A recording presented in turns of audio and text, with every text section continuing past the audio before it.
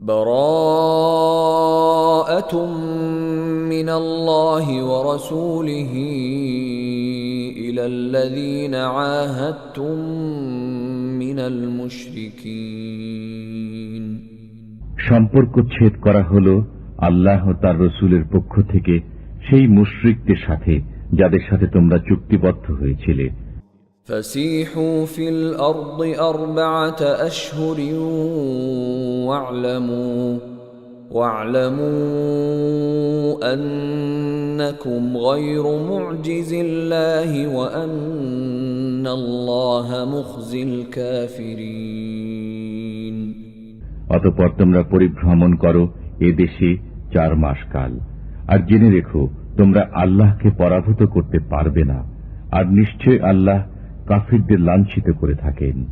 وأذان من الله ورسوله إلى الناس يوم الحج الأكبر أن الله بريء من المشركين ورسوله فإن تبتم فهو خير لكم وَإِن تَوَلَّيْتُمْ فَاعْلَمُوا أَنَّكُمْ غَيْرُ مُعْجِزِ اللَّهِ وَبَشِّرِ الَّذِينَ كَفَرُوا بِعَذَابٍ أَلِيمٍ। আর মহান হজের দিনে আল্লাহ ও তার রাসূলের পক্ষ থেকে লোকদের প্রতি ঘোষণা করে দেয়া হচ্ছে যে আল্লাহ মুশরিকদের থেকে দায়িত্ব মুক্ত এবং তার রসুলও।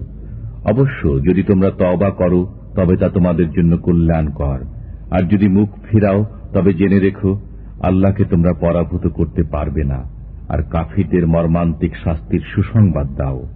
إلا الذين عاهدتم من المشركين ثم لم ينقصوكم شيئا ولم يظاهروا عليكم أحدا فأتموا إليهم عهدهم إلى مدتهم إن الله يحب المتقين।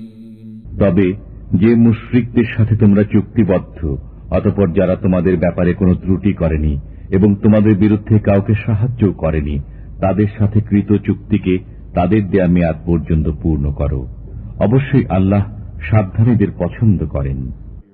فَإِذَا انسَلَخَ الْأَشْهُرُ الْحُرُمُ فَاقْتُلُوا الْمُشْرِكِينَ حَيْثُ وَجَدتُّمُوهُمْ وَخُذُوهُمْ وَاحْصُرُوهُمْ وَاقْعُدُوا لَهُمْ كُلَّ مَرْصَدٍ فَإِن تَابُوا وَأَقَامُوا الصَّلَاةَ وَآتَوُا الزَّكَاةَ فَخَلُّوا سَبِيلَهُمْ ইন্নাল্লাহ গফুরুর রহিম।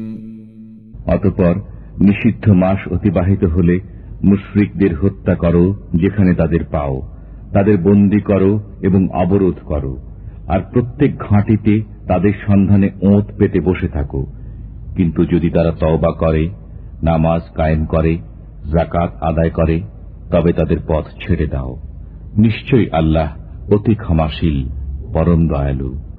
وَإِنْ أَحَدٌ مِّنَ الْمُشْرِكِينَ اسْتَجَارَكَ فَأَجِرْهُ حَتَّى يَسْمَعَ كَلَامَ اللَّهِ ثُمَّ أَبْلِغْهُ مَأْمَنَهُ ذَلِكَ بِأَنَّهُمْ قَوْمٌ لَّا يَعْلَمُونَ। আর মুশরিকদের কেউ যদি তোমার কাছে আশ্রয় প্রার্থনা করে তবে তাকে আশ্রয় দেবে যাতে সে আল্লাহর কালাম শুনতে পায়, অতঃপর তাকে তার নিরাপদ স্থানে পৌঁছে দেবে। এটি এজন্য যে এরা জ্ঞান রাখে না। كيف يكون للمشركين عهد عند الله وعند رسوله إلا الذين عاهدتم عند المسجد الحرام فما استقاموا لكم فاستقيموا لهم ইন্নাল্লাহা ইউহিব্বুল মুত্তাকিন।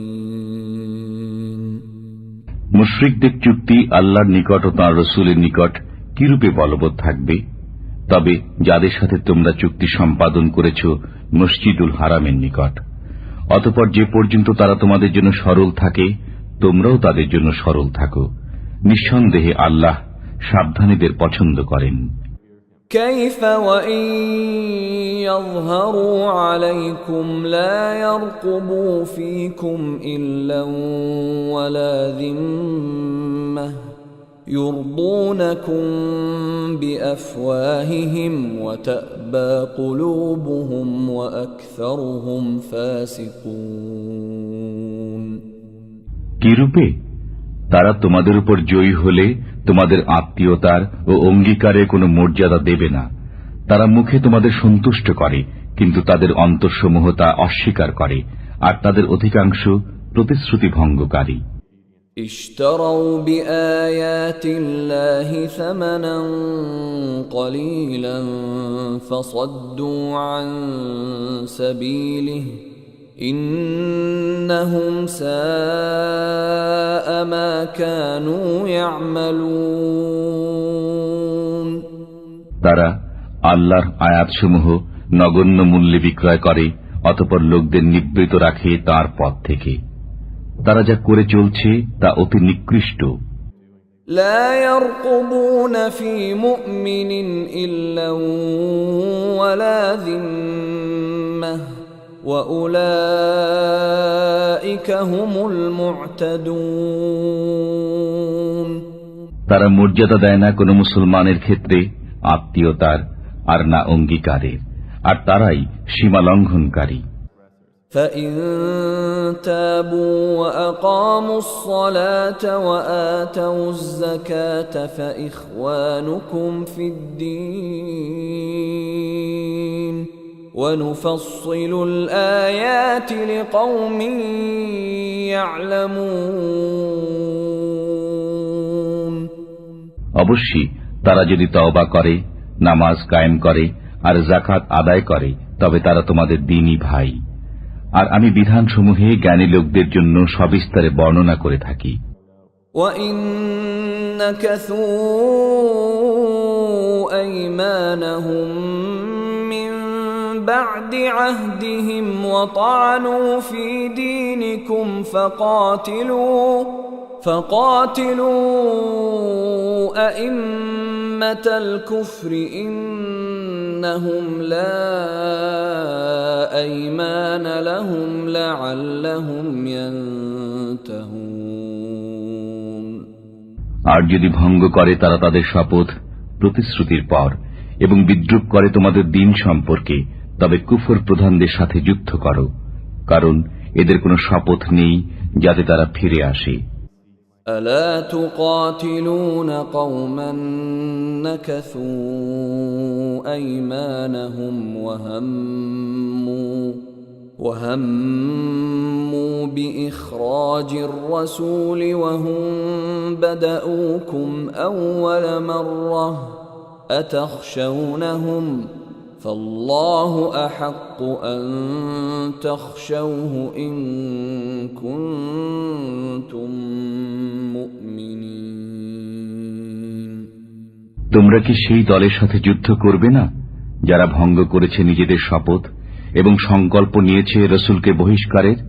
আর এরাই প্রথম তোমাদের সাথে বিবাদের সূত্রপাত করেছে। তোমরা কি তাদের ভয় করো? অথচ তোমাদের ভয়ের অধিকতর যোগ্য হলেন আল্লাহ, যদি তোমরা মুমিন হও। قاتلوهم يعذبهم الله بأيديكم ويخزهم وينصركم عليهم ويشف صدور قوم مؤمنين। যুদ্ধ করো ওদের সাথে, আল্লাহ তোমাদের হস্তে তাদের শাস্তি দেবেন, তাদের লাঞ্ছিত করবেন, তাদের বিরুদ্ধে তোমাদের জয়ী করবেন এবং মুসলমানদের অন্তরসমূহ শান্ত করবেন। ويذهب غيظ قلوبهم ويتوب الله على من يشاء والله عليم حكيم এবং তাদের মনের ক্ষোভ দূর করবেন, আর আল্লাহ যার প্রতি ইচ্ছা ক্ষমাশীল হবেন। আল্লাহ সর্বজ্ঞ প্রজ্ঞাময়। أم حسبتم أن تتركوا ولما يعلم الله الذين جاهدوا منكم ولم يتخذوا من دون الله ولا رسوله ولا المؤمنين وليجة والله خبير بما تعملون। তোমরা কি মনে করো যে তোমাদের ছেড়ে দেওয়া হবে এমনি, যতক্ষণ না আল্লাহ জেনে নেবেন তোমাদেরকে যুদ্ধ করেছে এবং কে আল্লাহ, তার রসুল ও মুসলমানদের ব্যতীত অন্য কাউকে অন্তরঙ্গ বন্ধুরূপে গ্রহণ করা থেকে বিরত রয়েছে? আর তোমরা যা করো সে বিষয়ে আল্লাহ সবিশেষ অবহিত। ما كان للمشركين أن يعمروا مساجد الله شاهدين على أنفسهم بالكفر أولئك حبطت أعمالهم وفي النار هم خالدون। মুশরিকরা যোগ্যতা রাখে না আল্লাহর মসজিদ আবাদ করার, যখন তারা নিজেরাই নিজেদের কুফরির স্বীকৃতি দিচ্ছে। এদের আমল বরবাদ হবে এবং এরা আগুনে স্থায়ীভাবে বসবাস করবে। إنما يعمر مساجد الله من آمن بالله واليوم الآخر وأقام الصلاة وآتى الزكاة ولم يخش إلا الله فعسى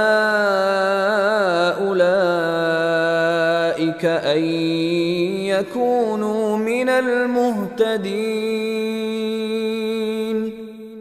নিঃসন্দেহে তারাই আল্লাহর মসজিদ আবাদ করবে যারা ঈমান এনেছে আল্লাহর প্রতি ও শেষ দিনের প্রতি এবং কায়েম করেছে নামাজ ও আদায় করেছে যাকাত, আর আল্লাহ ব্যতীত আর কাউকে ভয় করে না।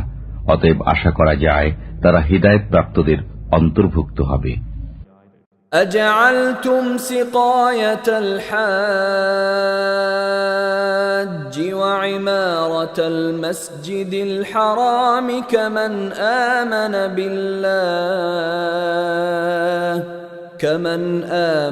بالله واليوم الآخر وجاهد في سبيل الله لا يستوون عند الله والله لا يهدي القوم الظالمين। তোমরা কি হাজীদের পানি সরবরাহ ও মসজিদুল হারাম আবাদকরণকে সেই লোকের সমান মনে করো যে ঈমান রাখে আল্লাহ ও শেষ দিনের প্রতি এবং যুদ্ধ করেছে আল্লাহর রাহে? এরা আল্লাহর দৃষ্টিতে সমান নয়, আর আল্লাহ জালিম লোকদের হিদায়াত করেন না। الذين آمنوا وهاجروا وجاهدوا في سبيل الله بأموالهم وأنفسهم أعظم درجة عند الله وأولئك هم الفائزون। যারা ঈমান এনেছে, দেশ ত্যাগ করেছে এবং আল্লাহর রাহে নিজেদের মাল ও জান দিয়ে জিহাদ করেছে, তাদের বড় মর্যাদা রয়েছে আল্লাহর কাছে, আর তারাই সফল কাম। يبشرهم ربهم برحمة منه ورضوان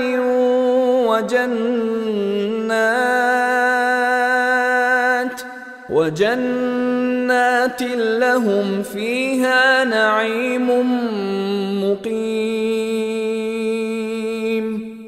তাদের সুসংবাদ দিচ্ছেন তাদের পরওয়ারদিগার স্বীয় দয়া ও সন্তোষের এবং জান্নাতের, যেখানে আছে তাদের জন্য স্থায়ী শান্তি।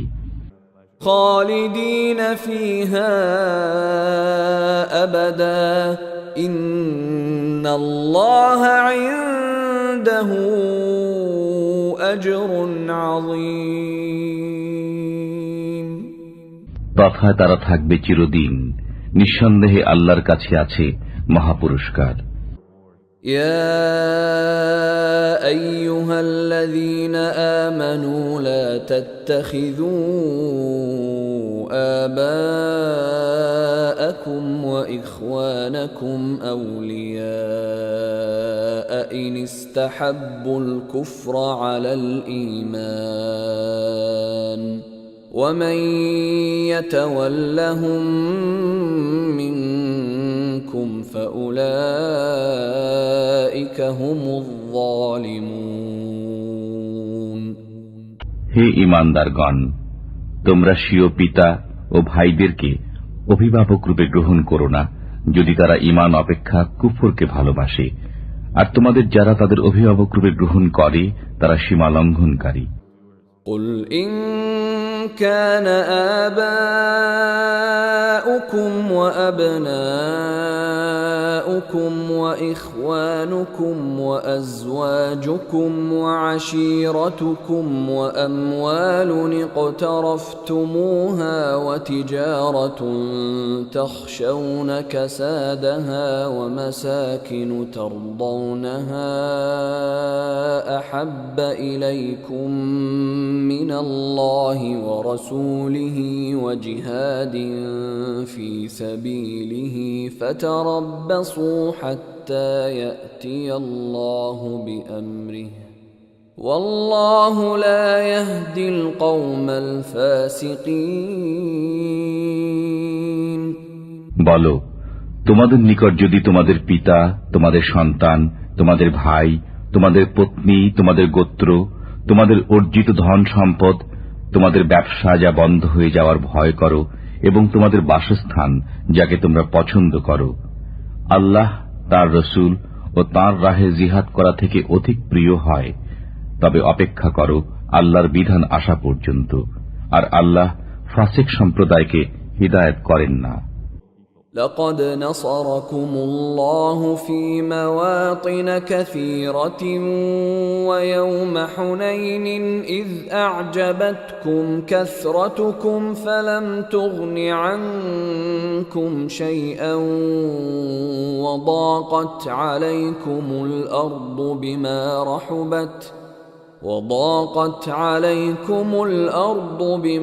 رحبت ثم وليتم مدبرين আল্লাহ তোমাদের সাহায্য করেছেন অনেক ক্ষেত্রে, এবং হুনাইনের দিনে যখন তোমাদের সংখ্যাধিক্য তোমাদের প্রফুল্ল করেছিল, কিন্তু তা তোমাদের কোনো কাজে আসেনি, এবং পৃথিবী প্রশস্ত হওয়া সত্ত্বেও তোমাদের জন্য সংকুচিত হয়েছিল। অতঃপর পৃষ্ঠ প্রদর্শন করে পলায়ন করেছিলে। ثم أنزل الله سكينته على رسوله وعلى المؤمنين وأنزل جنودا لم تروها وعذب الذين كفروا وذلك جزاء الكافرين তারপর আল্লাহ নাজিল করেন নিজের পক্ষ থেকে সান্ত্বনা তার রসুল ও মুমিনদের প্রতি, এবং অবতীর্ণ করেন এমন সেনাবাহিনী যাদের তোমরা দেখতে পাওনি, আর শাস্তি প্রদান করেন কাফিরদের, এবং এটি হল কাফিরদের কর্মফল। ثم يتوب الله من بعد ذلك على من يشاء والله غفور رحيم এরপর আল্লাহ যাদের প্রতি ইচ্ছা তওবার তৌফিক দেবেন, আর আল্লাহ অতীব ক্ষমাশীল, পরম দয়ালু। يا أيها الذين آمنوا إنما المشركون نجس فلا يقربوا المسجد الحرام بعد عامهم هذا وإن خفتم عيلة فسوف يغنيكم الله من فضله إن شاء إن الله عليم حكيم. হে ঈমানদারগণ, মুশরিকরা তো অপবিত্র, সুতরাং এ বছরের পর তারা যেন মসজিদুল হারামের নিকট না আসে। আর যদি তোমরা দারিদ্র্যের আশঙ্কা করো, তবে আল্লাহ চাইলে নিজ করুণায় ভবিষ্যতে তোমাদের অভাব মুক্ত করে দেবেন। নিঃসন্দেহে আল্লাহ সর্বজ্ঞ, প্রজ্ঞাময়। قاتلوا الذين لا يؤمنون بالله ولا باليوم الآخر ولا يحرمون ما حرم الله ورسوله ولا يدينون دين الحق من الذين أوتوا الكتاب حتى يعطوا الجزية عن يد وهم صاغرون. তোমরা যুদ্ধ করো আহলে কিতাবের ওই লোকদের সাথে যারা আল্লাহ ও রোজ হাসরে ঈমান রাখে না, আল্লাহ ও তার রাসূল যা হারাম করে দিয়েছেন তা হারাম করে না এবং গ্রহণ করে না সত্য ধর্ম, যতক্ষণ না করজোরে তারা জিজিয়া প্রদান করে। وقالت اليهود عزير ابن الله وقالت النصارى المسيح ابن الله ذلك قولهم بأفواههم يضاهئون قول الذين كفروا من قبل قاتلهم الله أنى يؤفكون. ইহুদিরা বলে উজাইর আল্লাহর পুত্র এবং নাসারারা বলে মসিহ আল্লাহর পুত্র। এ হচ্ছে তাদের মুখের কথা। এরা পূর্ববর্তী কাফিরদের মতো কথা বলে। আল্লাহ এদের ধ্বংস করুন, এরা কোন উল্টো পথে চলে যাচ্ছে। اتخذوا أحبارهم ورهبانهم أربابا من دون الله والمسيح ابن مريم وما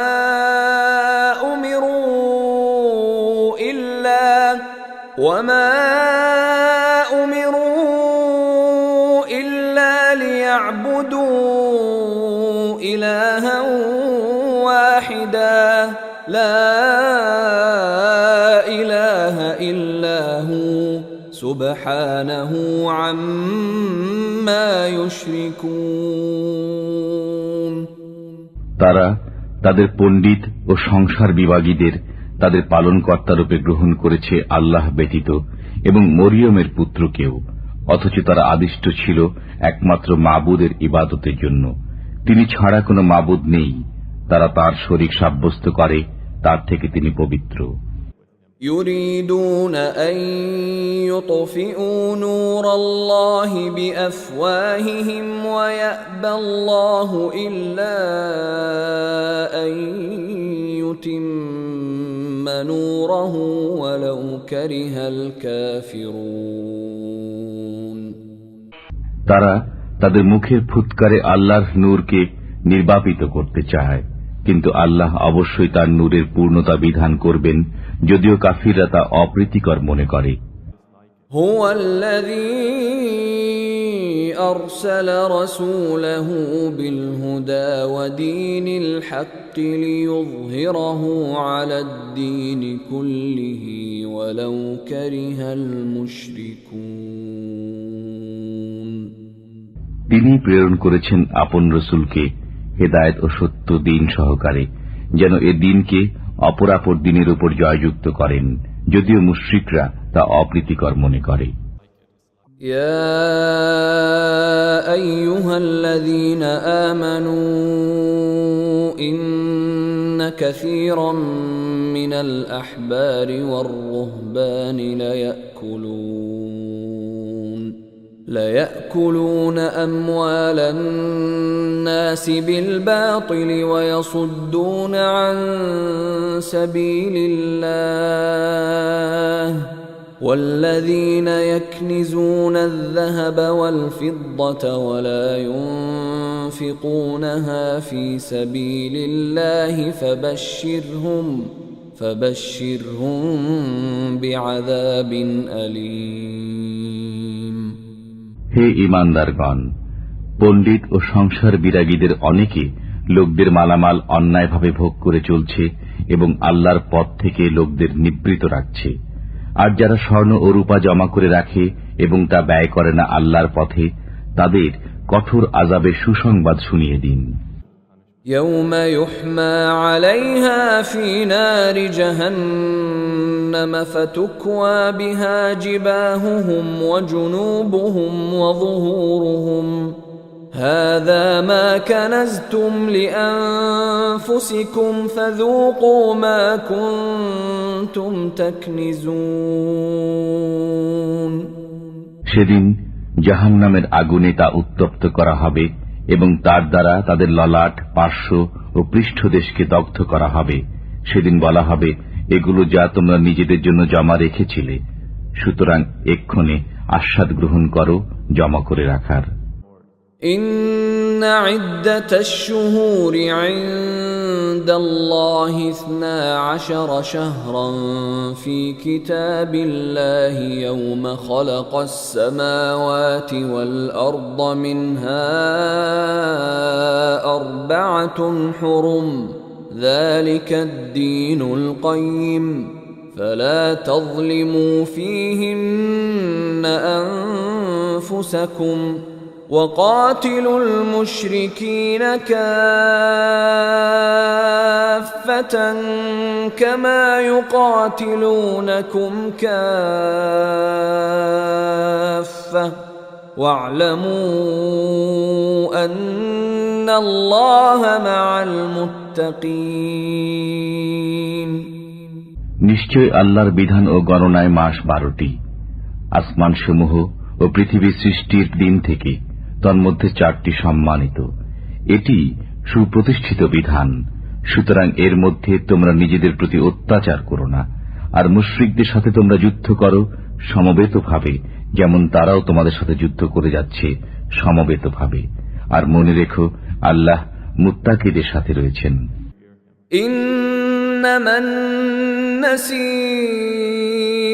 زيادة في الكفر يضل به الذين كفروا يحلونه عاما ويحرمونه عاما ليواطئوا عدة ما حرم الله فيحلوا ما حرم الله زين لهم سوء أعمالهم والله لا يهدي القوم الكافرين এই মাস পিছিয়ে দেওয়ার কাজ কেবল কুফরির মাত্রা বৃদ্ধি করে, যার ফলে কাফিরগণ গোমরাহিতে পতিত হয়। এরা হালাল করে নেয় একে 1 বছর এবং হারাম করে নেয় অন্য বছর, যাতে তারা গণনা পূর্ণ করে নেয় আল্লাহর নিষিদ্ধ মাসগুলোর। অতঃপর হালাল করে নেয় আল্লাহর হারামকৃত মাসগুলোকে। তাদের মন্দ কাজগুলো তাদের জন্য শোভনীয় করে দেওয়া হল, আর আল্লাহ কাফির সম্প্রদায়কে হিদায়েত করেন না। يا أيها الذين آمنوا ما لكم إذا قيل لكم انفروا في سبيل الله اثاقلتم إلى الأرض أرضيتم بالحياة الدنيا من الآخرة فما متاع الحياة الدنيا في الآخرة إلا قليل হে ঈমানদারগণ, তোমাদের কি হলো যখন আল্লাহর পথে বের হবার জন্য তোমাদের বলা হয়, তখন মাটি জড়িয়ে ধরো। তোমরা কি আখিরাতের পরিবর্তে দুনিয়ার জীবনে পরিতুষ্ট হয়ে গেলে? অথচ আখিরাতের তুলনায় দুনিয়ার জীবনের উপকরণ অতি অল্প। إلا تنفروا يعذبكم عذابا أليما ويستبدل قوما غيركم ولا تضروه شيئا والله على كل شيء قدير যদি বের না হও, তবে আল্লাহ তোমাদের মর্মন্তুদ আযাব দেবেন এবং অপর জাতিকে তোমাদের স্থলাভিষিক্ত করবেন। তোমরা তার কোনো ক্ষতি করতে পারবে না, আর আল্লাহ সর্ববিষয়ে শক্তিমান। إلا تنصروه فقد نصره الله إذ أخرجه الذين كفروا ثاني اثنين إذ هما في الغار إذ يقول لصاحبه لا تحزن إن الله معنا فأنزل الله سكينته عليه وأيده بجنود لم تروها وجعل كلمة الذين كفروا السفلى وكلمة الله هي العليا والله عزيز حكيم। যদি তোমরা তাকে অর্থাৎ রাসূলকে সাহায্য না করো তবে মনে রেখো আল্লাহ তার সাহায্য করেছিলেন যখন তাকে কাফিররা বহিষ্কার করেছিল। তিনি ছিলেন দুজনের একজন। যখন তারা গুহার মধ্যে ছিলেন তখন তিনি আপন সঙ্গীকে বললেন, বিষণ্ণ হও না, আল্লাহ আমাদের সাথে আছেন। অতঃপর আল্লাহ তার প্রতি স্বীয় সান্ত্বনা নাজিল করলেন এবং তার সাহায্যে এমন বাহিনী পাঠালেন যা তোমরা দেখনি। বস্তুত আল্লাহ কাফিরদের মাথা নিচু করে দিলেন, আর আল্লাহর কথাই সদা সমুন্নত এবং আল্লাহ পরাক্রমশীল প্রজ্ঞাময়। انفروا خفافا وثقالا وجاهدوا بأموالكم وأنفسكم في سبيل الله ذلكم خير لكم إن كنتم تعلمون। তোমরা বের হয়ে পড়ো স্বল্প বা প্রচুর সরঞ্জামের সাথে এবং জিহাদ করো আল্লাহর পথে নিজেদের মাল ও জান দিয়ে। এটি তোমাদের জন্য অতি উত্তম যদি তোমরা বুঝতে পারো। لو كان عرضا قريبا وسفرا قاصدا لاتبعوك ولكن بعدت عليهم الشقة وسيحلفون بالله لو استطعنا لخرجنا معكم يهلكون أنفسهم والله يعلم إنهم لكاذبون। যদি আশু লাভের সম্ভাবনা থাকত এবং যাত্রাপথ সংক্ষিপ্ত হতো তবে তারা অবশ্যই আপনার সহযাত্রী হতো, কিন্তু তাদের নিকট যাত্রাপথ সুদীর্ঘ মনে হল। আর তারা এখনই শপথ করে বলবে, আমাদের সাধ্য থাকলে অবশ্যই তোমাদের সাথে বের হতাম। এরা নিজেরাই নিজেদের বিনষ্ট করছে, আর আল্লাহ জানেন যে এরা মিথ্যাবাদী। আফাল্লাহু আনকা লিমা আযিনতা লাহুম হাত্তা ইয়াতাবায়্যানা লাকাল্লাযীনা সাদাকু ওয়া তা'লামাল কাযিবিন। আল্লাহ আপনাকে ক্ষমা করুন। আপনি কেন তাদের অব্যাহতি দিলেন যে পর্যন্ত না আপনার কাছে পরিষ্কার হয়ে যেত কারা সত্যবাদী এবং জেনে নিতেন মিথ্যাবাদীদের। لا يستأذنك الذين يؤمنون بالله واليوم الآخر أن يجاهدوا بأموالهم وأنفسهم والله عليم بالمتقين। আল্লাহ রোজ কিয়ামতের প্রতি যাদের ঈমান রয়েছে তারা মাল ও জান দ্বারা জিহাদ করা থেকে আপনার কাছে অব্যাহতি কামনা করবে না, আর আল্লাহ সাবধানীদের ভালো জানেন। إنما يستأذنك الذين لا يؤمنون بالله واليوم الآخر وارتابت قلوبهم فهم في ريبهم يترددون। নিঃসন্দেহে তারাই আপনার কাছে অব্যাহতি চায় যারা আল্লাহ রোজ কিয়ামতে ঈমান রাখে না এবং তাদের অন্তর সন্দেহগ্রস্ত হয়ে পড়েছে, সুতরাং সন্দেহের আবর্তে তারা ঘুরপাক খেয়ে চলছে। ولو أرادوا الخروج لأعدوا له عدة ولكن كره الله بعاثهم فثبطهم وقيل اقعدوا مع القاعدين আর যদি তারা বের হওয়ার সংকল্প নিত তবে অবশ্যই কিছু সরঞ্জাম প্রস্তুত রাখত, কিন্তু তাদের উত্থান আল্লাহর পছন্দ নয়, তাই তাদের নিবৃত রাখলেন এবং আদেশ হল উপবিষ্ট লোকদের সাথে তোমরা বসে থাকো। لو خرجوا فيكم ما زادوكم إلا خبالا ولأوضعوا خلالكم يبغونكم الفتنة وفيكم سماعون لهم والله عليم بالظالمين যদি তোমাদের সাথে তারা বের হতো তবে তোমাদের অনিষ্ট ছাড়া আর কিছু বৃদ্ধি করত না, আর অশ্ব ছুটাতো তোমাদের মধ্যে বিভেদ সৃষ্টির উদ্দেশ্যে, আর তোমাদের মাঝে রয়েছে তাদের গুপ্তচর। বস্তুত আল্লাহ জালিমদের ভালোভাবেই জানেন। لقد ابتغوا الفتنة من قبل وقلبوا لك الأمور حتى جاء الحق وظهر أمر الله حتى جاء الحق وظهر أمر الله وهم كارهون তারা পূর্ব থেকেই বিভেদ সৃষ্টির সুযোগ সন্ধানে ছিল এবং আপনার কার্যসমূহ ওলট পালট করে দিচ্ছিল। শেষ পর্যন্ত সত্য প্রতিশ্রুতি এসে গেল এবং জয়ী হল আল্লাহর হুকুম, যে অবস্থায় তারা মন্দ বোধ করল।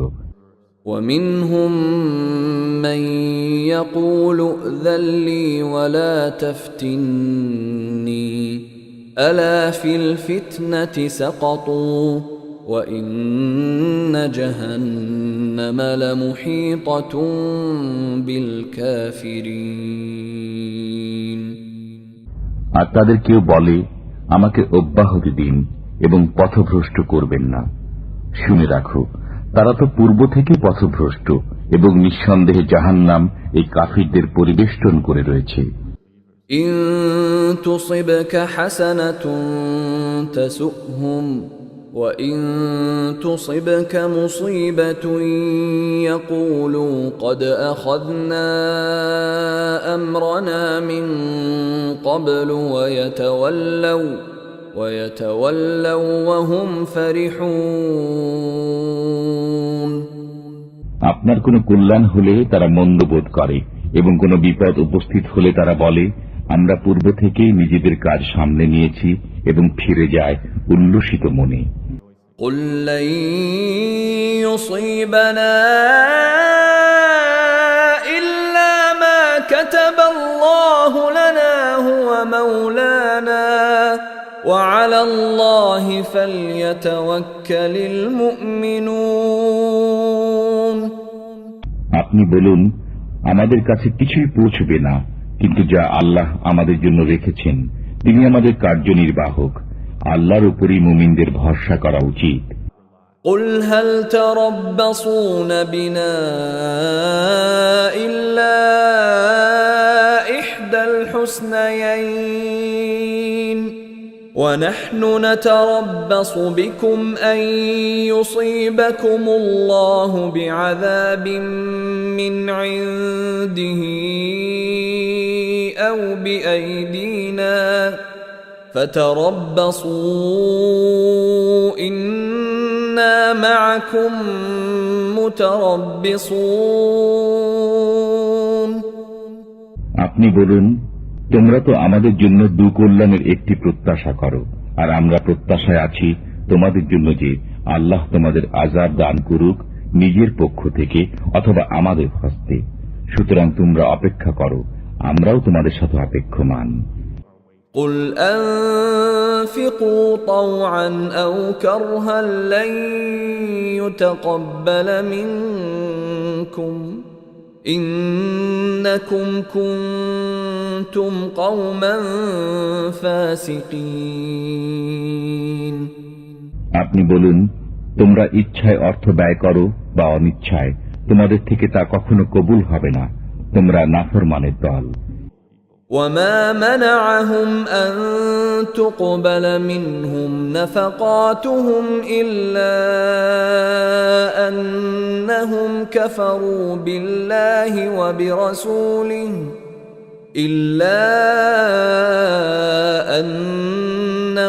كفروا بالله وبرسوله ولا يأتون الصلاة إلا وهم كسالى ولا ينفقون إلا وهم كارهون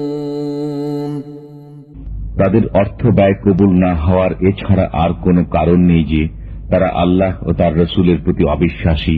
তারা নামাজে আসে অলসতার সাথে আর ব্যয় করে সংকুচিত মনে। فلا تعجبك أموالهم ولا أولادهم إنما يريد الله ليعذبهم بها في الحياة الدنيا وتزهق أنفسهم وهم كافرون সুতরাং তাদের ধন সম্পদ ও সন্তান সন্ততি যেন আপনাকে বিস্মিত না করে। আল্লাহর ইচ্ছা হল এগুলো দ্বারা দুনিয়ার জীবনে তাদের আযাবে নিপতিত রাখা এবং প্রাণ বিয়োগ হওয়া কুফরি অবস্থায়। ويحلفون بالله إنهم لمنكم وما هم منكم ولكنهم قوم يفرقون তারা আল্লাহর নামে হলফ করে বলে যে তারা তোমাদেরই অন্তর্ভুক্ত, অথচ তারা তোমাদের অন্তর্ভুক্ত নয়। অবশ্য তারা তোমাদের ভয় করে। لو يجدون ملجأ أو مغارات أو مدخلا لولوا إليه وهم يجمحون তারা কোনো আশ্রয়স্থল, কোনো গুহা বা মাথা গোঁজার ঠাঁই পেলে সেদিকে পলায়ন করবে দ্রুত গতিতে। ومنهم من يلمزك في الصدقات فإن أعطوا منها رضوا وإن لم يعطوا منها إذا هم يسخطون তাদের মধ্যে এমন লোক রয়েছে যারা সদকা বন্টনে আপনাকে দোষারোপ করে। এর থেকে কিছু পেলে সন্তুষ্ট হয় এবং না পেলে বিক্ষুব্ধ হয়। ولو أنهم رضوا ما آتاهم الله ورسوله وقالوا حسبنا الله سيؤتينا الله من فضله ورسوله إنا إلى الله راغبون কতই না ভালো হতো যদি তারা সন্তুষ্ট হতো আল্লাহ ও তার রসুলের উপর এবং বলতো আল্লাহই আমাদের জন্য যথেষ্ট। আল্লাহ আমাদের দেবেন নিজ করুণায় এবং তার রসুলও। আমরা শুধু আল্লাহকেই কামনা করি। إنما الصدقات للفقراء والمساكين والعاملين عليها والمؤلفة قلوبهم وفي الرقاب والغارمين وفي سبيل الله وابن السبيل فريضة من الله والله عليم حكيم যাকাত হলো কেবল ফকির, মিসকিন, যাকাত আদায়কারী ও যাদের চিত্ত আকর্ষণ প্রয়োজন তাদের হক, এবং তা দাস মুক্তির জন্য, ঋণগ্রস্তদের জন্য, আল্লাহর পথে জিহাদকারীদের জন্য এবং মুসাফিরদের জন্য এই হল আল্লাহর নির্ধারিত বিধান। আল্লাহ সর্বজ্ঞ, প্রজ্ঞাময়। ومنهم الذين يؤذون النبي ويقولون هو أذن قل أذن خير لكم يؤمن بالله ويؤمن للمؤمنين ورحمة للذين آمنوا منكم والذين يؤذون رسول الله لهم عذاب أليم আর তাদের মধ্যে কেউ কেউ নবীকে ক্লেশ দেয় এবং বলে, এ লোকটি তো কান সর্বস্ব। আপনি বলে দিন, কান হলেও তোমাদেরই মঙ্গলের জন্য। আল্লাহর উপর বিশ্বাস রাখে এবং বিশ্বাস রাখে মুসলমানদের কথার উপর। বস্তুত তোমাদের মধ্যে যারা ঈমানদার তাদের জন্য তিনি রহমত বিশেষ, আর যারা আল্লাহর রাসূলের প্রতি কুৎসা রচনা করে তাদের জন্য রয়েছে বেদনাদায়ক আযাব। يحلفون بالله لكم ليرضوكم والله ورسوله أحق أن يرضوه إن كانوا مؤمنين। তোমাদের সামনে আল্লাহর কসম খায় যাতে তোমাদের রাজি করাতে পারে। অবশ্য তারা যদি ঈমানদার হয়ে থাকে তবে আল্লাহকে এবং তার রাসূলকে রাজি করা অত্যন্ত জরুরি। ألم يعلموا أنه من يحادد الله ورسوله فأن له نار جهنم خالدا فيها ذلك الخزي العظيم। তারা কি একথা জেনে নেয়নি যে আল্লাহর সাথে এবং তার রাসূলের সাথে যে মোকাবিলা করে তার জন্য নির্ধারিত রয়েছে দোজখ, তাতে সবসময় থাকবে। এটি হল মহা অপমান।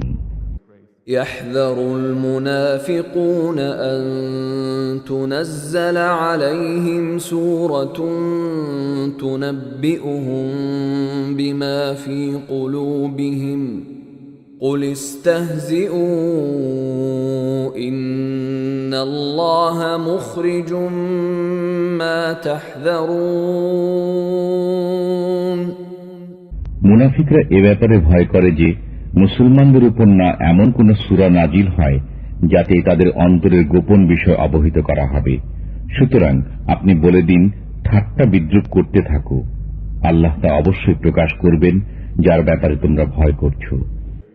وَلَئِن سَأَلْتَهُمْ لَيَقُولُنَّ إِنَّمَا كُنَّا نَخُوضُ وَنَلْعَبُ قُلْ أَبِاللَّهِ وَآيَاتِهِ وَرَسُولِهِ كُنتُمْ تَسْتَهْزِئُونَ।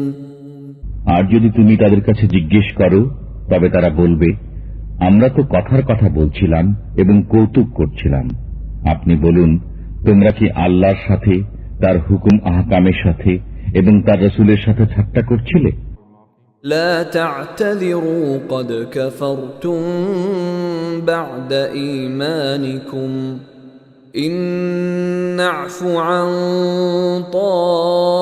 طائفة منكم نعذب طائفة بأنهم كانوا مجرمين। ছলনা করো না, তোমরা যে কাফির হয়ে গেছো ঈমান প্রকাশ করার পর। তোমাদের মধ্যে কোন কোন লোককে যদি আমি ক্ষমা করে দেইও তবে অবশ্য কিছু লোককে আযাবও দেব, কারণ তারা ছিল গুনাহগার। المنافقون والمنافقات بعضهم من بعض يأمرون بالمنكر وينهون عن المعروف ويقبضون أيديهم نسوا الله فنسيهم إن المنافقين هم الفاسقون। মুনাফিক নরনারী সবারই গতিবিধি একরকম, শেখায় মন্দ কথা, ভালো কথা থেকে বারণ করে এবং নিজ মুঠো বন্ধ রাখে। আল্লাহকে ভুলে গেছে তারা, কাজেই তিনিও তাদের ভুলে গেছেন। নিঃসন্দেহে মুনাফিকরাই নাফরমান। وعد الله المنافقين والمنافقات والكفار نار جهنم خالدين فيها هي حسبهم ولعنهم الله ولهم عذاب মুকিম। ওয়াদা করেছেন আল্লাহ মুনাফিক পুরুষ এবং মুনাফিক নারীদের এবং কাফিরদের জন্য দোজখের আগুনের, তাতে পড়ে থাকবে সর্বদা, সেটাই তাদের জন্য যথেষ্ট। আর আল্লাহ তাদের প্রতি অভিসম্পাত করেছেন এবং তাদের জন্য রয়েছে স্থায়ী আযাব। كالذين من قبلكم كانوا أشد منكم قوة وأكثر أموالا وأولادا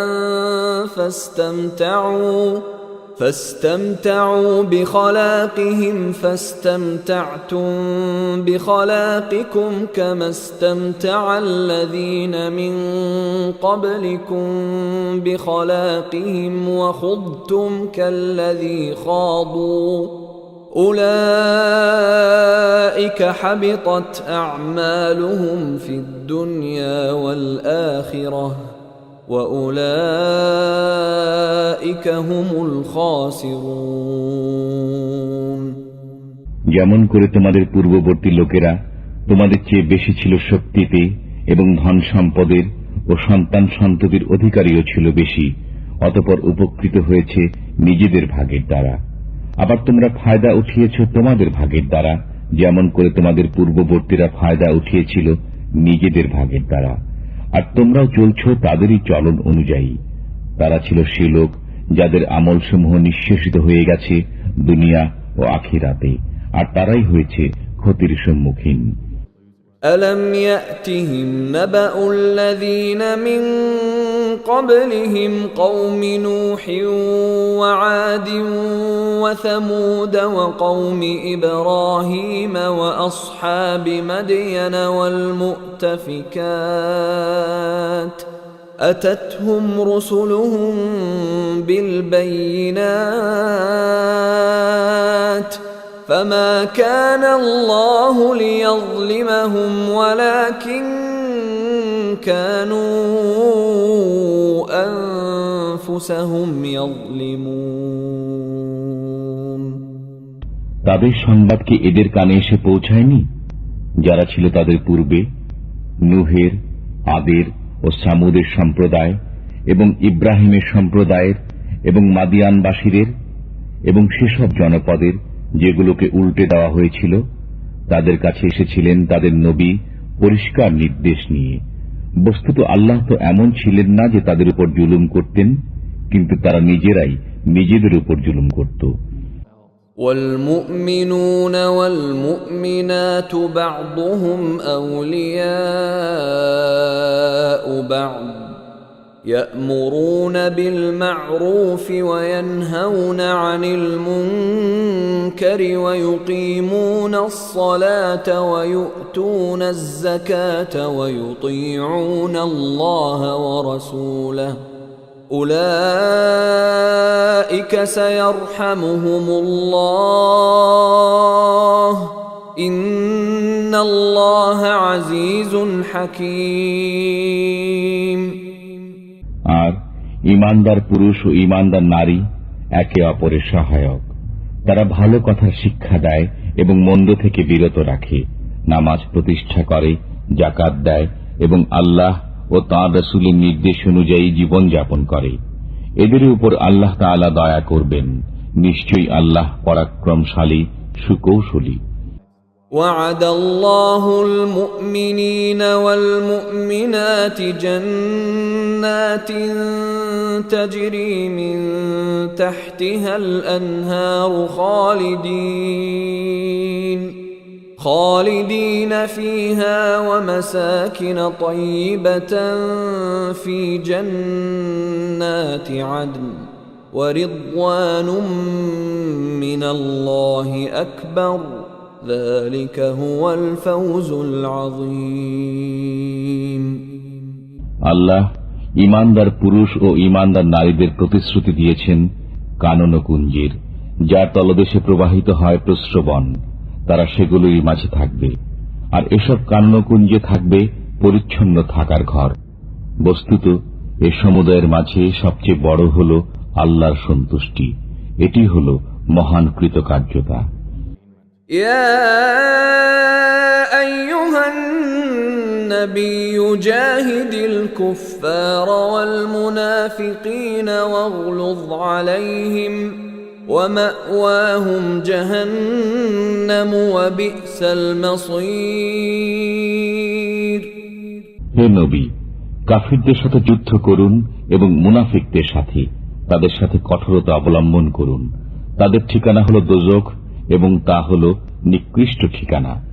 يحلفون بالله ما قالوا ولقد قالوا كلمة الكفر وكفروا بعد إسلامهم وهموا بما لم ينالوا وما نقموا إلا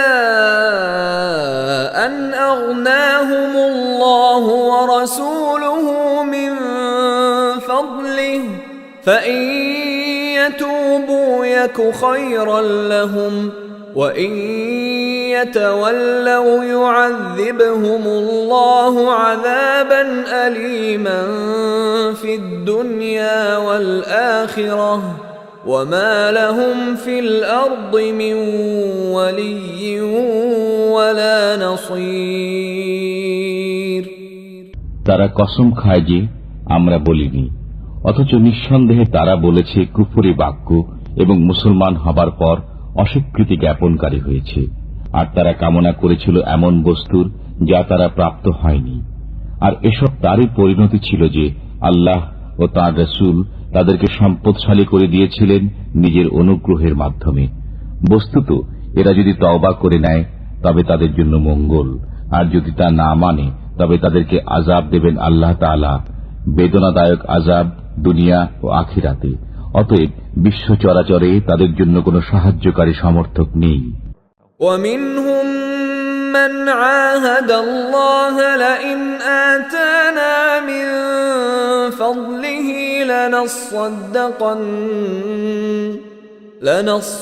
لنصدقن ولنكونن من الصالحين।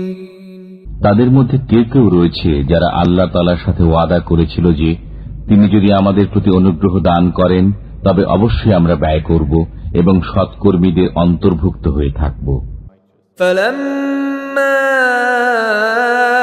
آتَاهُم مِّن فَضْلِهِ بَخِلُوا بِهِ وَتَوَلَّوْا وَهُم مُّعْرِضُونَ। অতঃপর যখন তাদেরকে স্বীয় অনুগ্রহের মাধ্যমে দান করা হয় তখন তাতে কার্পণ্য করেছে এবং কৃত ওয়াদা থেকে ফিরে গিয়েছে তা ভেঙে দিয়ে। فأعقبهم نفاقا في قلوبهم إلى يوم يلقونه بما أخلفوا الله ما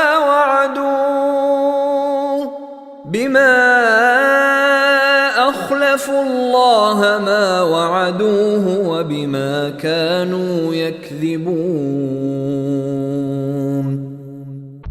তারপর এরই পরিণতিতে তাদের অন্তরে কপটতা স্থান করে নিয়েছে সেদিন পর্যন্ত যেদিন তারা তাঁর সাথে গিয়ে মিলবে।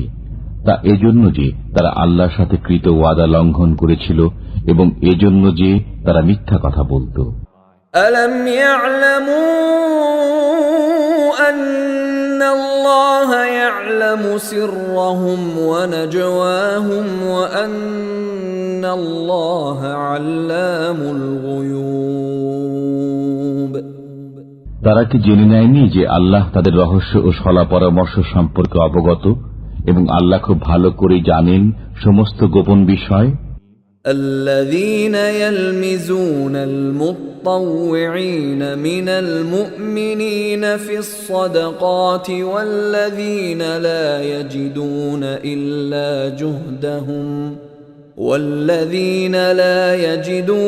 إلا جهدهم فيسخرون منهم سخر الله منهم ولهم عذاب أليم। সে সমস্ত লোক যারা ভৎসনা বিদ্রুপ করে সেসব মুসলমানদের প্রতি যারা মন খুলে দান খয়রাত করে এবং তাদের প্রতি যাদের কিছুই নেই শুধুমাত্র নিজেদের পরিশ্রম লব্ধ বস্তু ছাড়া, তারপর তাদের প্রতি ঠাট্টা করে। আল্লাহ তাদের প্রতি ঠাট্টা করেছেন এবং তাদের জন্য রয়েছে বেদনাদায়ক আযাব। استغفر لهم أو لا تستغفر لهم إن تستغفر لهم 70 مرة فلن يغفر الله لهم ذلك بأنهم كفروا بالله ورسوله والله لا يهدي القوم الفاسقين তুমি তাদের জন্য ক্ষমা প্রার্থনা করো আর না করো।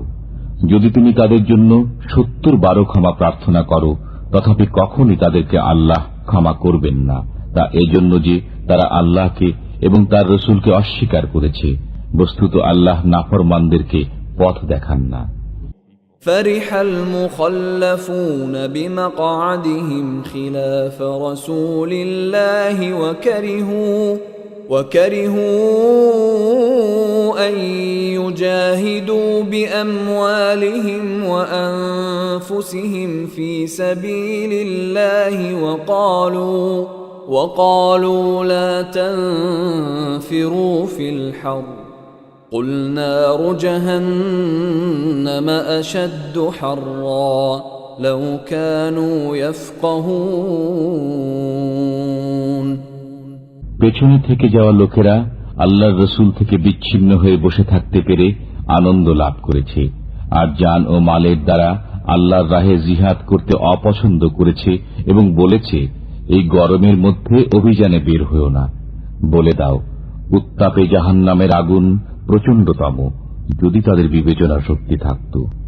فليضحكوا قليلا وليبكوا كثيرا جزاء بما كانوا يكسبون অতএব তারা সামান্য হেসে নিক এবং তারা তাদের কৃতকর্মের বদলাতে অনেক বেশি কাঁদবে। فإن رجعك الله إلى طائفة منهم فاستأذنوك للخروج فقل لن تخرجوا معي أبدا ولن تقاتلوا معي عدوا إنكم رضيتم بالقعود أول مرة فاقعدوا مع الخالفين বস্তুত আল্লাহ যদি তোমাকে তাদের মধ্য থেকে কোন শ্রেণী বিশেষের দিকে ফিরিয়ে নিয়ে যান এবং অতঃপর তারা তোমার কাছে অভিযানে বেরোবার অনুমতি কামনা করে, তবে তুমি বলো যে তোমরা কখনো আমার সাথে বেরোবে না এবং আমার পক্ষ হয়ে কোন শত্রুর সাথে যুদ্ধ করবে না। তোমরা তো প্রথমবারে বসে থাকা পছন্দ করেছ, কাজেই পেছনে পড়ে থাকা লোকদের সাথে বসে থাকো।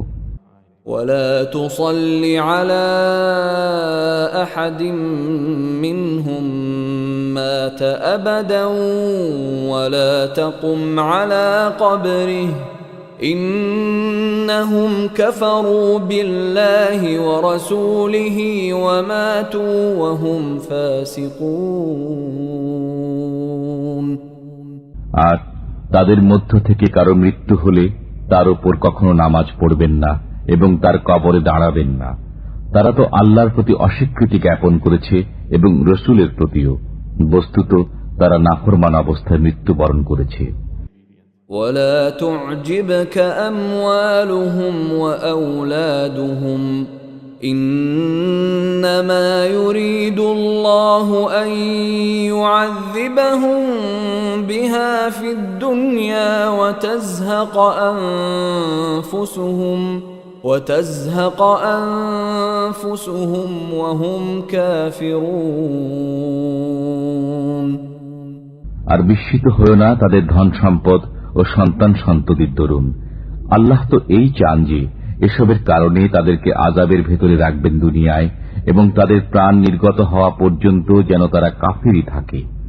وَإِذَا أُنزِلَتْ سُورَةٌ أَنْ آمِنُوا بِاللَّهِ وَجَاهِدُوا مَعَ رَسُولِهِ اسْتَأْذَنَكَ أُولُو الطَّوْلِ مِنْهُمْ وَقَالُوا ذَرْنَا نَكُن مَّعَ الْقَاعِدِينَ আর যখন নাজিল হয় কোন সূরা যে তোমরা ঈমান আনো আল্লাহর উপর, তার রসুলের সাথে একাত্ম হয়ে তখন বিদায় কামনা করে তাদের সামর্থ্যবান লোকেরা এবং বলে, আমাদের অব্যাহতি দিন, যাতে আমরা নিষ্ক্রিয়ভাবে বসে থাকা লোকদের সাথে থেকে যেতে পারি। رضوا بأن يكونوا مع الخوالف وطبع على قلوبهم فهم لا يفقهون। তারা পেছনে পড়ে থাকা লোকদের সাথে থেকে যেতে পেরে আনন্দিত হয়েছে এবং মোহর এঁটে দেয়া হয়েছে তাদের অন্তঃসমূহের উপর, বস্তুত তারা বোঝে না। لكن الرسول والذين آمنوا معه جاهدوا بأموالهم وأنفسهم وأولئك لهم الخيرات وأولئك هم المفلحون। কিন্তু রসুল এবং সেসব লোক যারা ঈমান এনেছে তার সাথে তারা যুদ্ধ করেছে নিজেদের জান ও মালের দ্বারা, তাদের জন্য নির্ধারিত রয়েছে কল্যাণসমূহ এবং তারাই মুক্তির লক্ষ্যে উপনীত হয়েছে।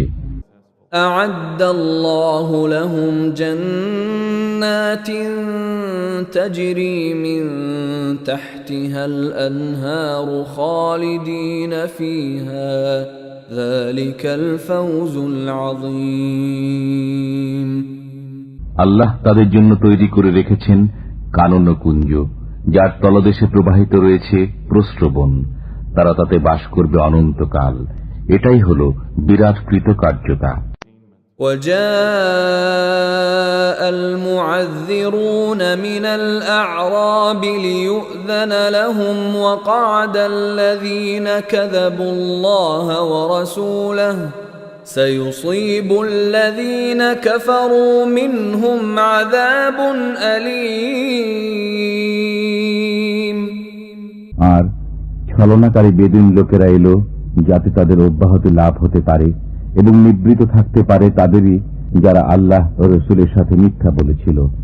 এবার তাদের উপর শীঘ্রই আসবে বেদনাদায়ক আযাব যারা কাফির। ليس على الضعفاء ولا على المرضى ولا على الذين لا يجدون ما ينفقون حرج إذا نصحوا لله ورسوله ما على المحسنين من سبيل والله غفور رحيم। দুর্বল, রুগ্ন, দায়ভার বহনে অসমর্থ লোকদের জন্য কোনো অপরাধ নেই যখন তারা মনের দিক থেকে পবিত্র হবে আল্লাহ ও রসুলের সাথে। নেককারদের উপর অভিযোগের কোনো পথ নেই, আর আল্লাহ হচ্ছেন ক্ষমাকারী, দয়ালু। ولا على الذين إذا ما أتوك لتحملهم قلت لا أجد ما أحملكم عليه تولوا وأعينهم تفيض من الدمع حزنا ألا يجدوا ما ينفقون। আর না আছে তাদের উপর যারা এসেছে তোমার নিকট, যেন তুমি তাদের বাহন দান করো, এবং তুমি বলেছ আমার কাছে এমন কোন বস্তু নেই যে তার উপর তোমাদের সওয়ার করাবো। তখন তারা ফিরে গেছে, অথচ তখন তাদের চোখ দিয়ে অশ্রু বইছিল এ দুঃখে যে তারা এমন কোন বস্তু পাচ্ছে না যা ব্যয় করবে। إنما السبيل على الذين يستأذنونك وهم أغنياء رضوا بأن يكونوا مع الخوالف وطبع الله على قلوبهم فهم لا يعلمون। অভিযোগের পথ তো তাদের ব্যাপারে রয়েছে যারা তোমার নিকট অব্যাহতি কামনা করে, অথচ তারা সম্পদশালী, যারা পেছনে পড়ে থাকা লোকদের সাথে থাকতে পেরে আনন্দিত হয়েছে, আর আল্লাহ মোহর এঁটে দিয়েছেন তাদের অন্তরসমূহে, বস্তুত তারা জানতেও পারেনি। يعتذرون إليكم إذا رجعتم إليهم قل لا تعتذروا لن نؤمن لكم قد نبأنا الله من أخباركم وسيرى الله عملكم ورسوله ثم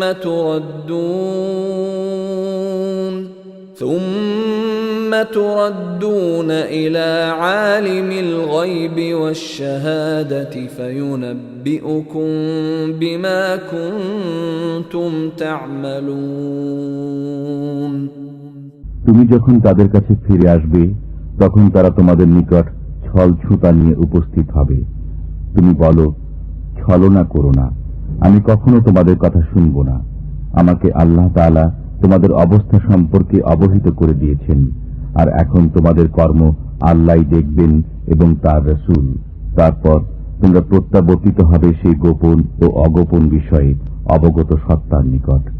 তিনিই তোমাদের বাতলে দেবেন যা তোমরা করছিলে। سيحلفون بالله لكم إذا انقلبتم إليهم لتعرضوا عنهم فأعرضوا عنهم إنهم رجس ومأواهم جهنم جزاء بما كانوا يكسبون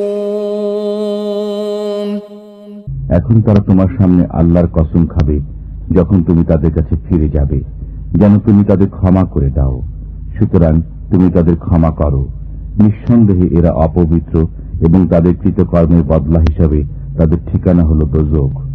يحلفون لكم لترضوا عنهم فإن ترضوا عنهم فإن الله لا يرضى عن القوم الفاسقين তারা তোমার সামনে কসম খাবে যাতে তুমি তাদের প্রতি রাজি হয়ে যাও। অতএব তুমি যদি রাজি হয়ে যাও তাদের প্রতি, তবু আল্লাহ তাআলা রাজি হবেন না এ নাফরমান লোকদের প্রতি। الأعراب أشد كفرا ونفاقا وأجدر ألا يعلموا حدود ما أنزل الله على رسوله والله عليم حكيم বেদুইনরা কুফর ও মুনাফিকিতে অত্যন্ত কঠোর হয়ে থাকে এবং এরা সেসব নীতি কানুন না শেখারই যোগ্য যা আল্লাহ তাআলা তার রাসূলের উপর নাজিল করেছেন। বস্তুত আল্লাহ সবকিছু জানেন এবং তিনি অত্যন্ত কুশলী। ومن الأعراب من يتخذ ما ينفق مغرما ويتربص بكم الدوائر عليهم دائرة السوء والله سميع عليم আবার কোন কোন বেদুইন এমনও রয়েছে যারা নিজেদের ব্যয় করাকে জরিমানা বলে গণ্য করে এবং তোমার উপর কোনো দুর্দিন আসে কিনা সে অপেক্ষায় থাকে। তাদের উপর দুর্দিন আসুক, আর আল্লাহ হচ্ছেন শ্রবণকারী, পরিজ্ঞাত। ومن الأعراب من يؤمن بالله واليوم الآخر ويتخذ ما ينفق قربات عند الله وصلوات الرسول ألا إنها قربة لهم سيدخلهم الله في رحمته إن الله غفور رحيم আর কোন কোন বেদুইন হলো তারা যারা ঈমান আনে আল্লাহর উপর, কিয়ামত দিনের উপর এবং নিজেদের ব্যয়কে আল্লাহর নৈকট্য এবং রাসূলের দোয়া লাভের উপায় বলে গণ্য করে, যেন তারাই হলো তাদের ক্ষেত্রে নৈকট্য। আল্লাহ তাদেরকে নিজের রহমতের অন্তর্ভুক্ত করবেন। নিশ্চয়ই আল্লাহ ক্ষমাশীল, করুণাময়। والسابقون الأولون من المهاجرين والأنصار والذين اتبعوهم بإحسان رضي الله عنهم ورضوا عنه رضي الله عنهم ورضوا عنه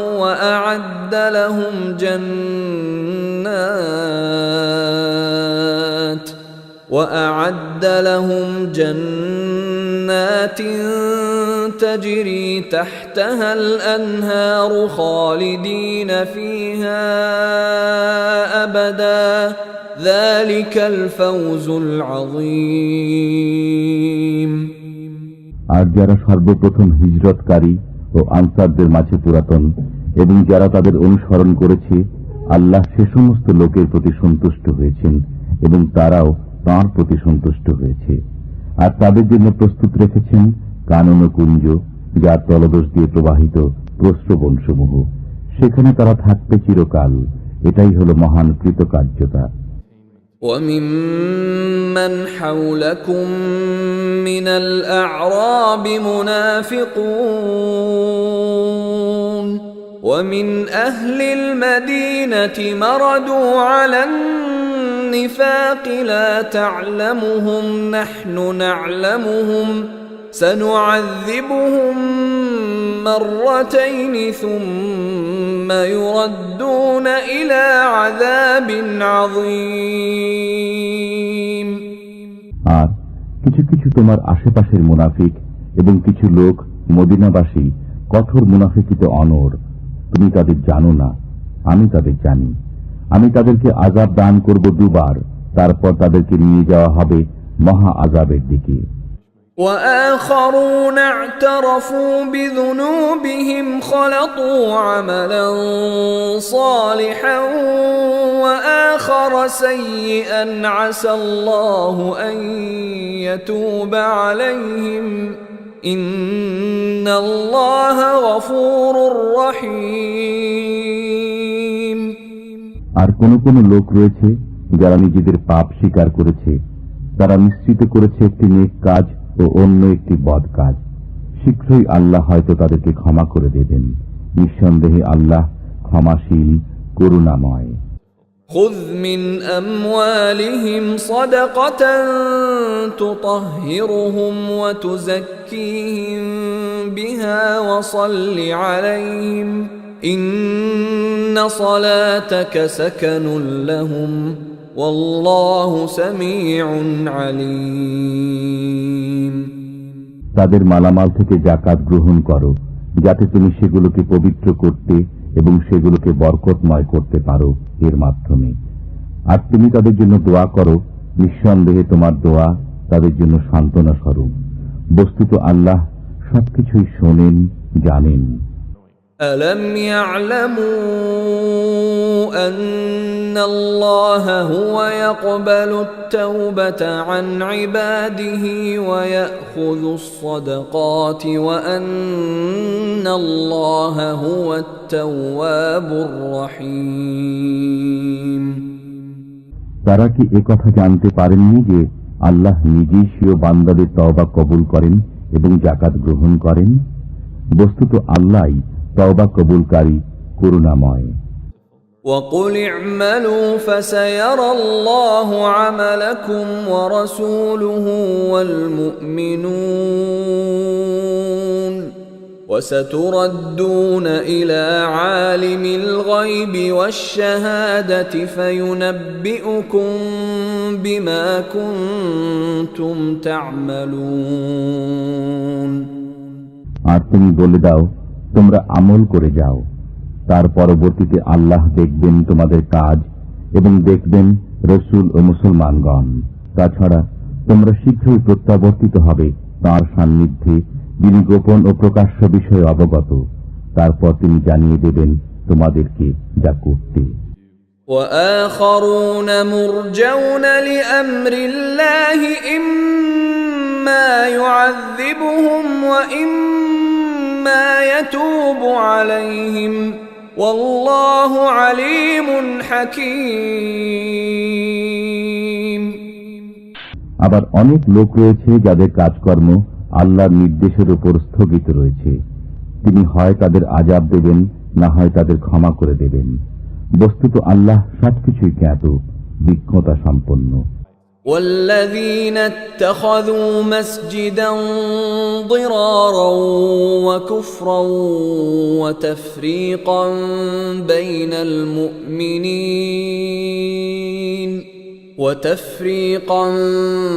بين المؤمنين وإرصادا لمن حارب الله ورسوله من قبل وليحلفن إن أردنا إلا الحسنى والله يشهد إنهم لكاذبون আর যারা নির্মাণ করেছে মসজিদ জিদের বশে এবং কুফরের তাড়নায় মুমিনদের মধ্যে বিভেদ সৃষ্টির উদ্দেশ্যে এবং ওই লোকদের জন্য ঘাঁটি স্বরূপ যে পূর্ব থেকে আল্লাহ ও তার রসুলের সাথে যুদ্ধ করে আসছে, আর তারা অবশ্যই শপথ করবে যে আমরা কেবল কল্যাণই চেয়েছি। পক্ষান্তরে আল্লাহ সাক্ষী যে তারা সবাই মিথ্যুক। لا تقم فيه أبدا لمسجد أسس على التقوى من أول يوم أحق أن تقوم فيه رجال يحبون أن يتطهروا والله يحب المطهرين তুমি কখনো সেখানে দাঁড়াবে না, তবে যে মসজিদের ভিত্তি রাখা হয়েছে তাকওয়ার উপর প্রথম দিন থেকে, সেটি তোমার দাঁড়াবার যোগ্য স্থান। সেখানে রয়েছে এমন লোক যারা পবিত্রতাকে ভালোবাসে, আর আল্লাহ পবিত্র লোকদের ভালোবাসেন। أفمن أسس بنيانه على تقوى من الله ورضوان خير أم من أسس بنيانه على شفا جرف هار فانهار به في نار جهنم والله لا يهدي القوم الظالمين যে ব্যক্তি স্বীয় গৃহের ভিত্তি রেখেছে আল্লাহর ভয় ও তাঁর সন্তুষ্টির উপর, সে উত্তম না সে ব্যক্তি উত্তম যে স্বীয় গৃহের ভিত্তি রেখেছে কোন গর্তের কিনারায় যা ধসে পড়ার নিকটবর্তী এবং অতঃপর তা ওকে নিয়ে দোজখের আগুনে পতিত হয়, আর আল্লাহ জালিমদের পথ দেখান না। لا يزال بنيانهم الذي بنوا ريبة في قلوبهم إلا أن تقطع قلوبهم والله عليم حكيم তাদের নির্মিত গৃহটি তাদের অন্তরে সদা সন্দেহের উদ্রেক করে যাবে, যে পর্যন্ত না তাদের অন্তরগুলো চৌচির হয়ে যায়, আর আল্লাহ সর্বজ্ঞ প্রজ্ঞাময়। ইন্নাল্লাহা ইশতারা মিনাল মুমিনিনা আনফুসাহুম ওয়া আমওয়ালাহুম বিআন্না লাহুমুল জান্নাহ يقاتلون في سبيل الله فيقتلون ويقتلون وعدا عليه حقا في التوراة والإنجيل والقرآن ومن أوفى بعهده من الله فاستبشروا ببيعكم الذي بايعتم به وذلك هو الفوز العظيم আল্লাহ ক্রয় করে নিয়েছেন মুসলমানদের থেকে তাদের জান ও মাল এই মূল্যে যে তাদের জন্য রয়েছে জান্নাত। তারা যুদ্ধ করে আল্লাহর রাহে, অতঃপর মারে ও মরে। তাওরাত, ইনজিল ও কোরআন তিনি এ সত্য প্রতিশ্রুতিতে অবিচল, আর আল্লাহর যে প্রতিশ্রুতি রক্ষায় কে অধিক। সুতরাং তোমরা আনন্দিত হও সে লেনদেনের উপর যা তোমরা করছো তার সাথে, আর এ হল মহান সাফল্য। التائبون العابدون الحامدون السائحون الراكعون الساجدون الآمرون بالمعروف والناهون عن المنكر المنكر والحافظون لحدود الله وبشر المؤمنين তারা তওবাকারী, ইবাদতকারী, শুকরগুজার, দুনিয়ার সাথে সম্পর্ক ছেদকারী, রুকু ও সিজদা আদায়কারী, সৎ কাজের আদেশ দানকারী ও মন্দ কাজ থেকে নিবৃতকারী এবং আল্লাহর দেয়া সীমাসমূহের হেফাজতকারী। বস্তুত সুসংবাদ দাও ঈমানদারদেরকে। ما كان للنبي والذين آمنوا أن يستغفروا للمشركين ولو كانوا أولي قربى من بعد ما تبين لهم أنهم أصحاب الجحيم নবী এবং মুমিনের উচিত নয় মুশরিকদের মাগফিরাত কামনা করা, যদিও তারা আত্মীয় হোক, এ কথা সুস্পষ্ট হওয়ার পর যে তারা দোজখী। وما كان استغفار إبراهيم لأبيه إلا عن موعدة وعدها إياه فلما تبين له أنه عدو لله تبرأ منه إن إبراهيم لأواه حليم আর ইব্রাহিম কর্তৃক স্বীয় পিতার মাগফিরাত কামনা ছিল কেবল সেই প্রতিশ্রুতির কারণে যা তিনি তার সাথে করেছিলেন। অতঃপর যখন তার কাছে এই কথা প্রকাশ পেল যে সে আল্লাহর শত্রু, তখন তার সাথে সম্পর্ক ছিন্ন করে নিলেন।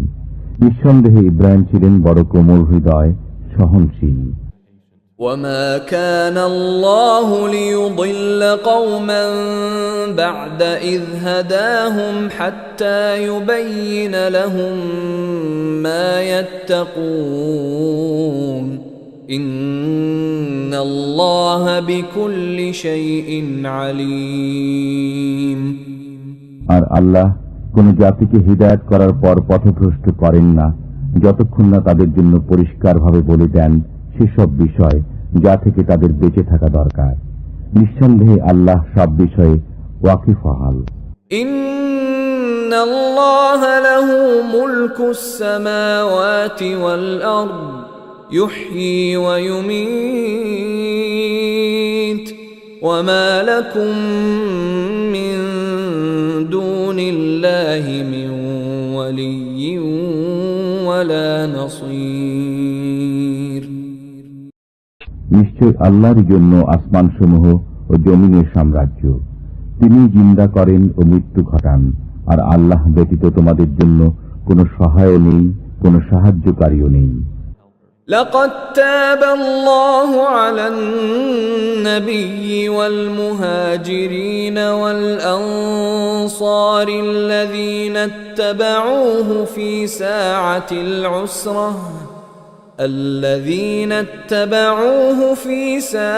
العسرة من بعد ما كاد يزيغ قلوب فريق منهم ثم تاب عليهم إنه بهم رؤوف رحيم আল্লাহ দয়াশীল নবীর প্রতি এবং মুহাজির ও আনসারদের প্রতি যারা কঠিন মুহূর্তে নবীর সঙ্গে ছিল, যখন তাদের এক দলের অন্তর ফিরে যাওয়ার উপক্রম হয়েছিল, অতঃপর তিনি দয়া পরবশ হন তাদের প্রতি। নিঃসন্দেহে তিনি তাদের প্রতি দয়াশীল ও করুণাময়। وعلى الثلاثة الذين خلفوا حتى إذا ضاقت عليهم الأرض بما رحبت وضاقت عليهم أنفسهم وظنوا أن لا ملجأ من الله إلا إليه ثم تاب عليهم ليتوبوا إن الله هو التواب الرحيم এবং অপর তিনজনকে যাদেরকে পেছনে রাখা হয়েছিল যখন পৃথিবী বিস্তৃত হওয়া সত্ত্বেও তাদের জন্য সংকুচিত হয়ে গেল এবং তাদের জীবন দুর্বিষহ হয়ে উঠল, আর তারা বুঝতে পারল যে আল্লাহ ব্যতীত আর কোনো আশ্রয়স্থল নেই, অতঃপর তিনি সদয় হলেন তাদের প্রতি যাতে তারা ফিরে আসে। নিঃসন্দেহে আল্লাহ দয়াময়, করুণাশীল। يا أيها الذين آمنوا اتقوا الله وكونوا مع الصادقين। হে ঈমানদারগণ, আল্লাহকে ভয় করো এবং সত্যবাদীদের সাথে থাকো। ما كان لأهل المدينة ومن حولهم من الأعراب أن يتخلفوا عن رسول الله ولا يرغبوا بأنفسهم عن نفسه، ذلك بأنهم لا يصيبهم ظمأ ولا نصب ولا مخمصة في سبيل الله ولا يطؤون موطئا يغيظ الكفار ولا ينالون من عدو نيلا إلا كتب لهم به عمل صالح إن الله لا يضيع أجر المحسنين। মদিনাবাসী ও পার্শ্ববর্তী পল্লীবাসীদের উচিত নয় রাসূলুল্লাহ সঙ্গ ত্যাগ করে পেছনে থেকে যাওয়া এবং রাসূলের প্রাণ থেকে নিজেদের প্রাণকে অধিক প্রিয় মনে করা। এটি এজন্য যে আল্লাহর পথে যে তৃষ্ণা, ক্লান্তি ও ক্ষুধা তাদের স্পর্শ করে এবং তাদের এমন পদক্ষেপ যা কাফিরদের মনে ক্রোধের কারণ হয়, আর শত্রুদের পক্ষ থেকে তারা যা কিছু প্রাপ্ত হয় তার প্রত্যেকটির পরিবর্তে তাদের জন্য লিখিত হয় নেক আমল। নিঃসন্দেহে আল্লাহ সৎকর্মশীল লোকদের হক নষ্ট করেন না। ولا ينفقون نفقة صغيرة ولا كبيرة ولا يقطعون واديا إلا كتب لهم ليجزيهم الله أحسن ما كانوا يعملون। আর তারা অল্প বিস্তর যা কিছু ব্যয় করে, যত প্রান্তর তারা অতিক্রম করে, তার সবই তাদের নামে লেখা হয়, যেন আল্লাহ তাদের কৃতকর্মসমূহের উত্তম বিনিময় প্রদান করেন। وما كان المؤمنون لينفروا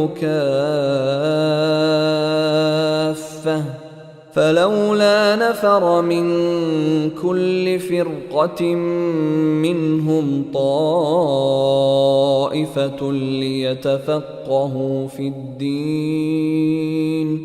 ليتفقهوا في الدين ولينذروا قومهم إذا رجعوا إليهم لعلهم يحذرون।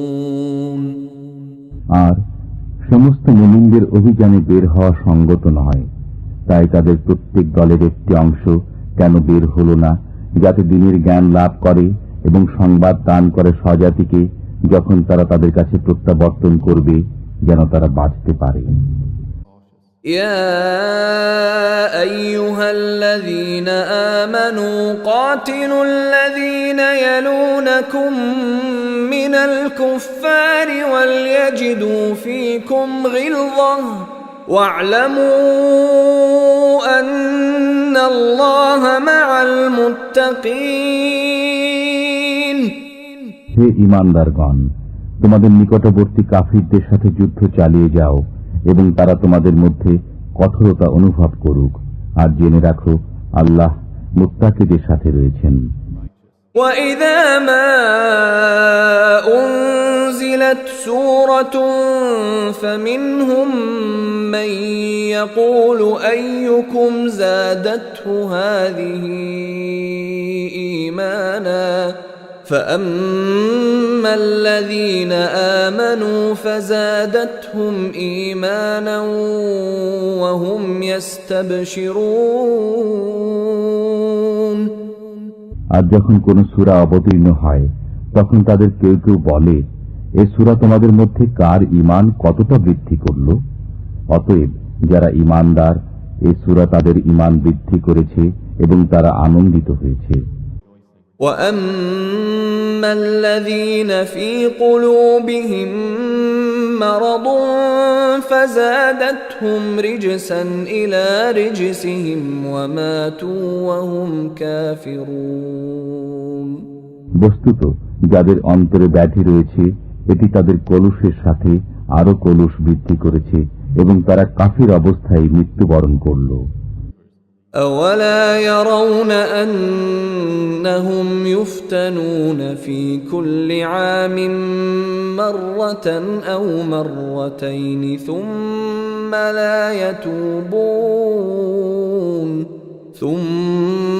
لَا يَتُوبُونَ وَلَا هُمْ يَذَّكَّرُونَ।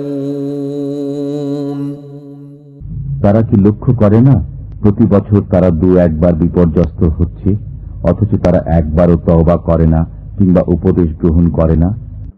وَإِذَا مَا أُنزِلَتْ سُورَةٌ نَظَرَ بَعْضُهُمْ إِلَى بَعْضٍ هَلْ يَرَاكُم مِّنْ أَحَدٍ ثُمَّ انصَرَفُوا صَرَفَ اللَّهُ قُلُوبَهُم بِأَنَّهُمْ قَوْمٌ لَّا يَفْقَهُونَ। আর যখনই কোন সূরা অবতীর্ণ হয় তখন তারা একে অন্যের দিকে তাকায় যে কোন মুসলমান তোমাদের দেখছে কিনা, অতঃপর সরে পড়ে। আল্লাহ ওদের অন্তরকে সত্য বিমুখ করে দিয়েছেন, নিশ্চয়ই তারা নির্বোধ সম্প্রদায়। لقد جاءكم رسول من أنفسكم عزيز عليه ما عنتم حريص عليكم بالمؤمنين رؤوف رحيم। তোমাদের কাছে এসেছে তোমাদের মধ্য থেকেই একজন রাসূল, তোমাদের দুঃখ কষ্ট তার পক্ষে দুঃসহ। তিনি তোমাদের মঙ্গলকামী, মুমিনদের প্রতি স্নেহশীল, দয়াময়। فَإِن تَوَلَّوْا فَقُلْ حَسْبِيَ اللَّهُ لَا إِلَٰهَ إِلَّا هُوَ عَلَيْهِ تَوَكَّلْتُ وَهُوَ رَبُّ الْعَرْشِ الْعَظِيمِ।